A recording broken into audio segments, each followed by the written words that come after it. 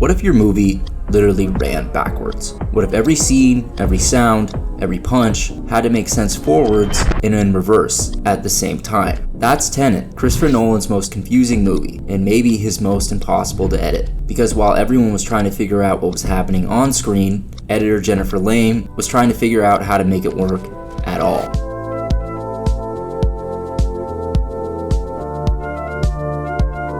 Tenet is one of those films that make you wonder if you accidentally walked in halfway through. It's a blockbuster that bends time, physics, and logic until they fold in on themselves, and yet somehow it's cut together so precisely that it almost makes sense. Almost. Behind all the chaos was Jennifer Lame, an editor stepping into Nolan's world for the first time. Her mission? Take a movie that's running forwards and backwards simultaneously and turn it into something coherent, rhythmic, and cinematic. But to do this effectively, she had to learn how to work with Christopher Nolan, which means working with time.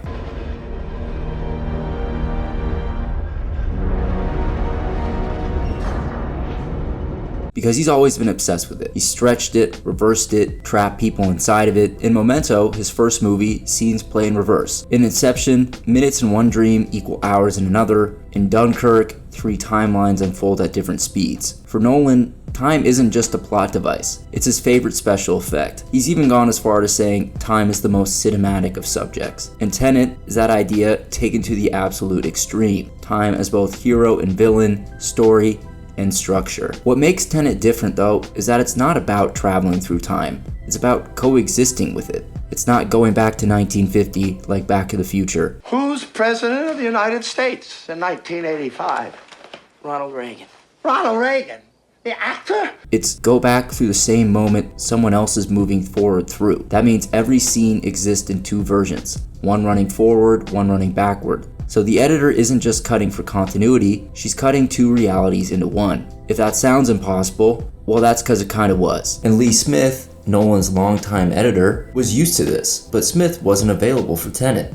So he turned to Jennifer Lame, an editor known for character-driven, emotionally intimate films like Frances Ha, Marriage Story, and Hereditary, which are great movies in their own respect, wouldn't lead you to believe that she would be able to edit an inverted action thriller. But Nolan didn't want an action editor, he wanted a storyteller. He said he chose Lame because she had a feel for human performance. He didn't want Tenet just to make technical sense, he wanted it to have emotional logic. So while Nolan was playing with the laws of physics, Lame had to make sure the audience still felt something. I realized I wasn't working for you, we've both been working for me. I'm the protagonist. Every action sequence in Tenet is a logistical nightmare. Take the airport fight. It's the same battle shown twice, once moving forward in time and again moving backward. Nolan shot both versions practically, meaning it was Lane's job to assemble performances, movements, and shots that were mirror images of each other, but still had to connect. In most films, editing is about flow, making you forget you're watching cuts. In Tenet, the editing becomes the choreography. Every motion, sound, and visual lineup is designed to match across timelines that shouldn't logically connect. Lame called this type of editing building 2 films inside one. And then there's the sound, arguably the most controversial part of Tenet, given that some people going to the theaters could barely hear what was being said. In Tenet, every sound effect had to be layered twice, a normal version, and a reverse one. Dialogue recorded both ways with actors learning their lines backwards. Gunfire echoing both ways. Lame called this one of the hardest things to organize, and had to work closely with Nolan's sound team so that the energy of each scene stayed consistent, even when the physics didn't. Tenet's not meant to sound natural, it's meant to sound wrong, because the world itself is breaking its own rules. But amid all the madness of the sound and the editing and continuity, Lame's real achievement is making Tenet feel human. Notice in the quieter scenes, she slows down, she holds on faces, she lets silence breathe. These moments, the eye contact, the hesitation, are what tether the movie's physics to its people. How would you like to die? Old. You chose the wrong profession.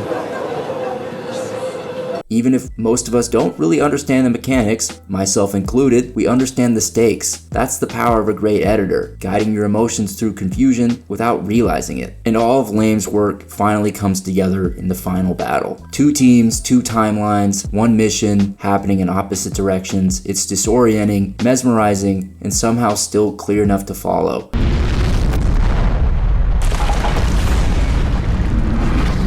That's Jennifer Lame's invisible footprint, an edit so mathematically and logistically complex it feels like it should not work, but it does. It's not just spectacle, it's structure turned into storytelling, and it is a testament to Jennifer Lame. Tenet might not be Nolan's easiest movie to love, but it's proof that sometimes the most confusing films are also the most ambitious. And for Jennifer Lame, it just wasn't a test of skills, it was a test of sanity, which she passed with flying colors, continuing going on to edit Oppenheimer and winning an Academy Award for it. But she wouldn't have gotten there without Tenet, because in a film where time moves both ways, Lame had to make sure it moved at all.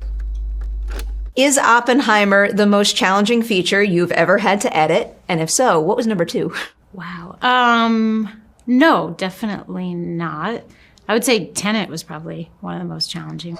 Thank you guys so much for watching this one. If you made it this far, give it a thumbs up, hit subscribe, try watching Tenet again. Maybe you'll understand it better now, or you probably won't. But either way, thank you guys for watching, and I will see you later.